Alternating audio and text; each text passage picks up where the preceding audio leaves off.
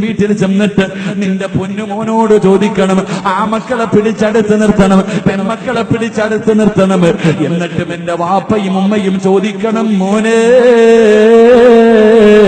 വാപ്പ കിടക്കാ പോവുകയാ, വാപ്പ കിടക്കാ പോവുകയാ, ഇന്ന് രാത്രി ഞാനങ്ങ് കിടന്ന് നാളെ രാവിലെ എഴുന്നേറ്റില്ല, നാളെ ഉച്ചയാകുമ്പോ എന്റെ വീടിന്റെ പുറത്ത് ടാർപ്പ് വലിച്ചു കെട്ടിയിട്ട് എന്നെ കുളിപ്പിക്കാൻ എടുത്ത് കിടത്തും. മോനെ എന്നെ ഒന്ന് കുളിപ്പിക്കാനെങ്കിലും നിനക്കറിയോ മോനെ? പെങ്ങളെ ചോദിക്കണം, നൊന്ത് പ്രസവിച്ച നിന്റെ മകളോട് ചോദിക്കണം, എന്റെ മയ്യത്ത് കുളിപ്പിക്കാൻ എടുത്ത് പുറത്ത് കിടത്തുമ്പോ എന്നെ നീ കുളിപ്പിക്കുവോ, തെണ്ടി നടക്കുവോ? സ്വന്തം ഉമ്മാനെ കുളിപ്പിക്കേണ്ടത് എങ്ങനെയെന്നറിയോ? സ്വന്തം ഉമ്മാനെ കുളിപ്പിക്കേണ്ടത് എങ്ങനെയെന്നറിയോ? ചെറുപ്പക്കാരാ, പഠിച്ചോ മോനെ.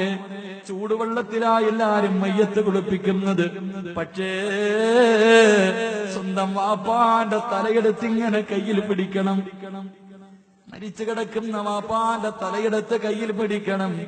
എന്നിട്ട് ഉപ്പാന്റെ കണ്ണും മുഖം കഴുകേണ്ടത് എങ്ങനെയെന്നറിയോ? എന്നെ ഒരുപാട് കുളിപ്പിച്ചതാണല്ലോ, എന്നെ ഒരുപാട് ചുമന്നുകൊണ്ട് നടന്നതാണല്ലോ. വാപ്പാന്റെ തലയെടുത്ത് കയ്യിൽ വെച്ചിട്ട് കണ്ണിൽ നിന്ന് വീഴുന്ന കണ്ണുനീര് കൊണ്ട് ഉപ്പാനെ കുളിപ്പിക്കണം മോനെ. അതാണടാ നീ ചെയ്തു കൊടുക്കേണ്ട കാര്യം. പള്ളിക്കകത്ത് മയ്യത്ത് കൊണ്ടുവച്ചോ, ഇമാമ് ചോദിക്കും, ആരെങ്കിലും ഇമാമത്ത് നിൽക്കാനുണ്ടോ? പറയോ വാപ്പാ, നിന്റെ പൊന്നുമോൻ, നിന്റെ പൊന്നുമോൻ പറയുവോ, എന്റെ ഉപ്പാന്റെ മയ്യത്തിന്റെ ഇമാമത്ത് ഞാൻ നിൽക്കും, എനിക്ക് വേണ്ടി ജീവിച്ച മനുഷ്യനാ, എന്നെ പോറ്റി വളർത്തി എന്റെ ഉമ്മാന്റെ മയ്യത്തിന്റെ ഇമാമ് ഞാൻ നിൽക്കാമെന്ന് പറയുന്ന ചങ്കൂറ്റമുണ്ടോ ചെറുപ്പക്കാരാ? നിങ്ങൾ ആരെയും കളിയാക്കുകയല്ല. ഈ രാത്രി ഒരുമിച്ച് കൂടിയവരോട് നീ അതിന്റെ സദസ്സിൽ നിന്ന് എഴുന്നേറ്റ് നേരെ പള്ളിക്കാട്ടിൽ നിന്ന് കിടക്കുന്ന വാപ്പയുടെയും ഉമ്മയുടെയും കബറിന്റെ ചാരത്ത് പോയി തെറ്റാതെ കാണാതെ ഒരു യാസീൻ ഓതാനുള്ള ധൈര്യമുണ്ടോ ചെറുപ്പക്കാരാ? അതെങ്കിലും പഠിച്ചിട്ടുണ്ടോ മോനെ? നിന്റെ വാപ്പ കബറി കിടന്നിട്ട് പറയുന്നത് എന്തെന്നറിയുമോ? അല്ലാ, ഇങ്ങനെ ഒരുത്തനാണല്ലോ പടച്ചവനെ ഞാൻ എന്റെ ആയുസ് കളഞ്ഞിട്ട് വളർത്തിയത്, ഇവൻ എനിക്ക് മരിച്ചിട്ട് പോലും സമാധാനം തരുന്നില്ലല്ലോ. അല്ലാഹുവേ, ഇങ്ങനെ ഒരു വൃത്തികെട്ടവളാണല്ലോ എന്റെ വയറ്റിൽ പിറന്നു പോയത് എന്നോർത്തിട്ട് നിന്റെ ഉമ്മ കബറി കിടന്ന് ശപിക്കുകയാ പെണ്ണ്. അതുകൊണ്ട് എന്റെ പ്രിയപ്പെട്ടവരോട് മരിച്ചുപോയ ഉപ്പാനെ കുറിച്ച് ഉമ്മാനെ കുറിച്ച് പറയുമ്പോ 1000 നാവാണല്ലോ. എന്റെ ഉപ്പാൻ അല്ലാഹു നല്ല മരണം കൊടുത്തു, എന്റെ ഉമ്മാൻ അല്ലാഹു നല്ല മരണം കൊടുത്തു എന്ന് പറഞ്ഞാ പോരാ, മനസ്സറിഞ്ഞുകൊണ്ട് പറയാൻ കഴിയോ? മരിച്ചുപോയ ഉപ്പാന് നീ ഇന്ന് വരെയൊന്ന് സ്വപ്നം കണ്ടിട്ടുണ്ടോ?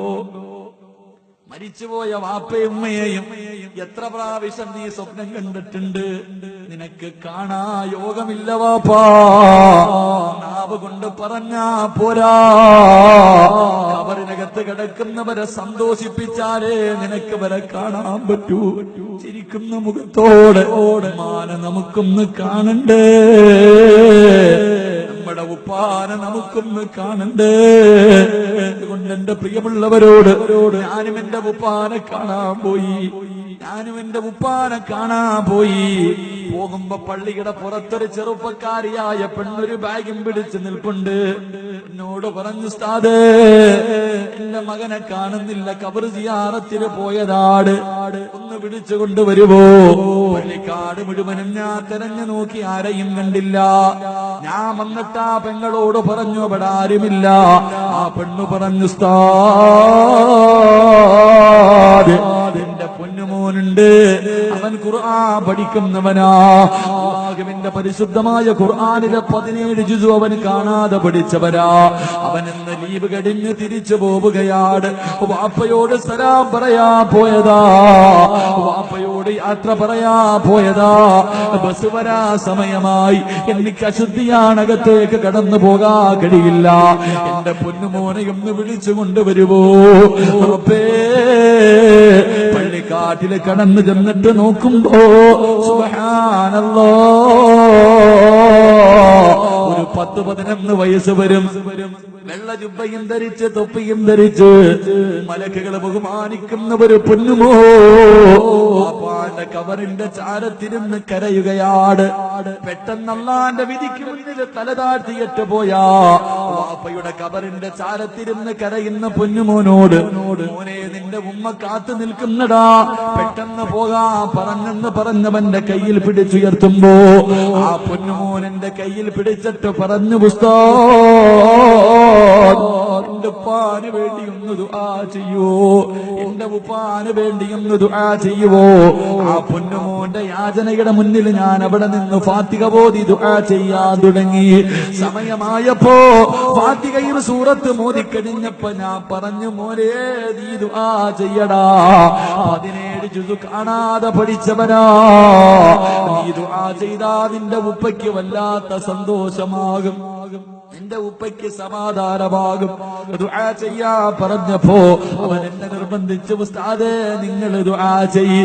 ഞാൻ അവിടുന്ന് ദുആ ചെയ്യാൻ തുടങ്ങി. അവനങ്ങ് കരയാനും തുടങ്ങി.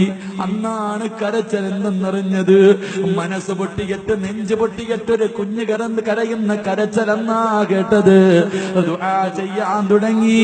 ഞാൻ അല്ലാഹുവോട് പറഞ്ഞു, അല്ലാഹ് ഈ കബറിനകത്ത് കിടക്കുന്ന മനുഷ്യന്റെ കബറിനകത്ത് നീ സ്വർഗത്തിന്റെ കവാടം തുറന്നു കൊടുക്കണേ അല്ലാഹ്. പറഞ്ഞതേ ഓർമ്മയുള്ളൂ, ഞാൻ പറഞ്ഞതേ ഓർമ്മയുള്ളൂ. ഉപ്പാ എന്ന് വിളിച്ചുകൊണ്ട് പൊന്നുമോന്റെ കബറിന്റെ മുകളിലേക്ക് വീഴുകയാ. എത്ര വിളിച്ചിട്ടും എഴുന്നേക്കുന്നില്ല. കരഞ്ഞവന്റെ ജുബ്ബ മുഴുവനും നനഞ്ഞിട്ട് മൂക്കിലൂടെയും വായിലൂടെയും അല്ലാഹുവേ കണ്ണീരിങ്ങനെ ഒലിക്കുകയാ. അവന്റെ ജുബ്ബ മുഴുവനും മണ്ണുപറ്റി. അവസാനം ആ പൊട്ടിക്കരയുന്ന പൊന്നുമോന്റെ കയ്യിൽ പിടിച്ച് കബറിന്റെ ഭാഗത്ത് നിന്ന് വലിച്ചു കൊണ്ടുപോകുമ്പോ അവൻ തിരിഞ്ഞു നിന്നിട്ട് ഉപ്പാനോടൊരു സലാം പറഞ്ഞു, മോനെ. ഉപ്പാന്റെ കബറിന്റെ ചാരത്തേക്ക് തിരിഞ്ഞു നിന്നിട്ട് സലാമു അലൈക യാ അബീ, വല്ലാത്തൊരു സലാമായിരുന്നു വാപ്പാ. നമുക്കതുപോലെ ഒരെണ്ണത്തിൽ കിട്ടുമെന്നുറപ്പുണ്ടോ? ഈ കഷ്ടപ്പെട്ട് വളർത്തുന്നവന് ദുആ ചെയ്യുന്നത് പോയിട്ട്, സദഖ തരുന്നത് പോയിട്ട്, ഖബർ സിയാറത്ത് ചെയ്യുന്നത് പോയിട്ട്, വെള്ളിയാഴ്ച പള്ളിയിൽ വന്നിട്ട് ഖബർസ്ഥാനിന്റെ മുന്നിലൂടെ നടന്നു പോകുമ്പോ സലാമു അലൈക യാ അബീ, സലാമു അലൈക്കും യാ ദാറക്കുമുൽ മുഅ്മിനീൻ, ഇന്നാ ഇൻഷാ അല്ലാഹു ബിക്കും ലാഹിഖൂൻ.